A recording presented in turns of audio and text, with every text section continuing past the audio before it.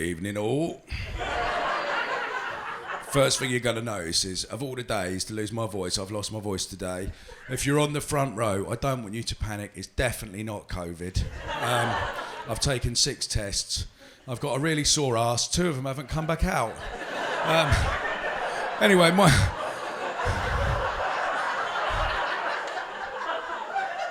I doing something wrong? Anyway, my name is Steve Jefroy and I am from a place called Norfolk. Anybody been to Norfolk? Anybody living? Where have you been? Oh, Burnham-on-Sea, very nice. Some of my family are from there. Norfolk's quite well known for being the second home of the Queen, Sandringham.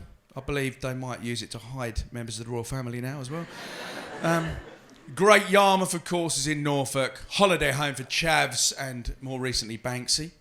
And if you saw that on the news. And the lesser known place is called Dickleborough. Now, Dickleborough, the population of that town are really, really a bit overexcited about the fact that more than anywhere else in the country, they have the highest rate of incest. I thought I saw someone from Norfolk over there, because, you know, I haven't always been called Steve Jefroy. I was born Steve Jeffery, but it's true. But I married a feminist. So she said, when we got married, she said, I refused to change my name. She was called Roy. She didn't have a cock. That was the surname. And then after a while of being married, you know, we had kids and I decided to do a romantic gesture of creating a family name. So Jefroy was born. Thank you, ladies. I know men are thinking, ladies. Yeah, it was really weird at first though when I made calls for work, because you'd have to then say your name, and you know I was like 35 at this point, so it's like, hi, yes, this is Steve Jefroy. It's French. It has given me, though, this is the best thing about this name change. Oh, well, actually, first of all, when I sat there, I thought, I'm only doing this once. I'm going to put another name in here. I'm a big Only Fools and Horses fan, so my full name is actually Stephen Paul BCee Jefroy. Ancestry.com have given me free membership for life because they kept emailing me and telling me they guaranteed they could tell me where my name came from. Or your money back. So cashed in on that one. Which is great. I've been really fortunate as well for a career. I am a drum and bass DJ. If you're some drum and bass lovers among us, that's good. If you don't know what drum and bass is, my wife describes it as making really soulful music and then going and turning it all to shit. I think it was the way she described it. But you know, I've had an all right career. Before lockdown, I was touring New Zealand and Australia.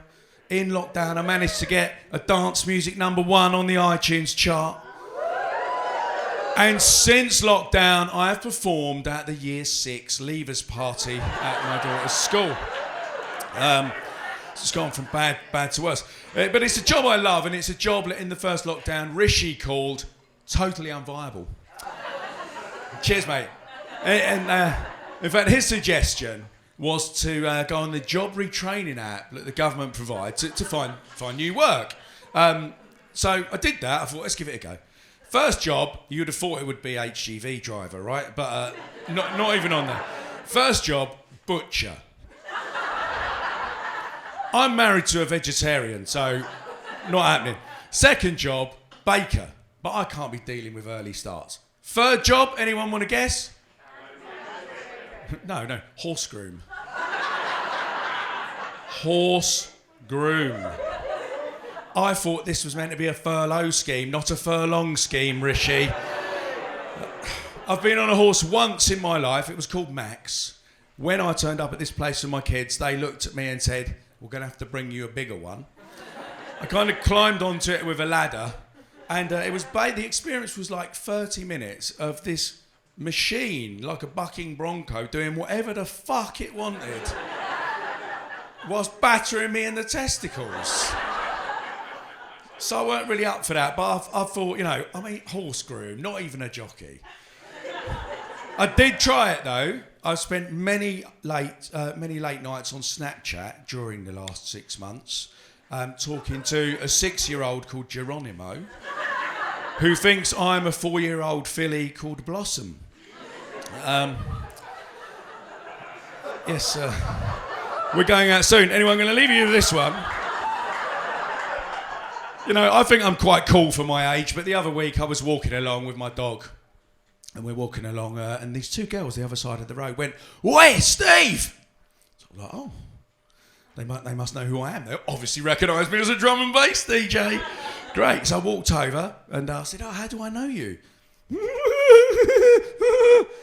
What's that for? Are you Geronimo? No. And I'm like, "I'm really sorry, girls, but can you tell me how I know you?" And they looked at me and they said, "We just shouted a random old person's name and you came over." That's me, thank you.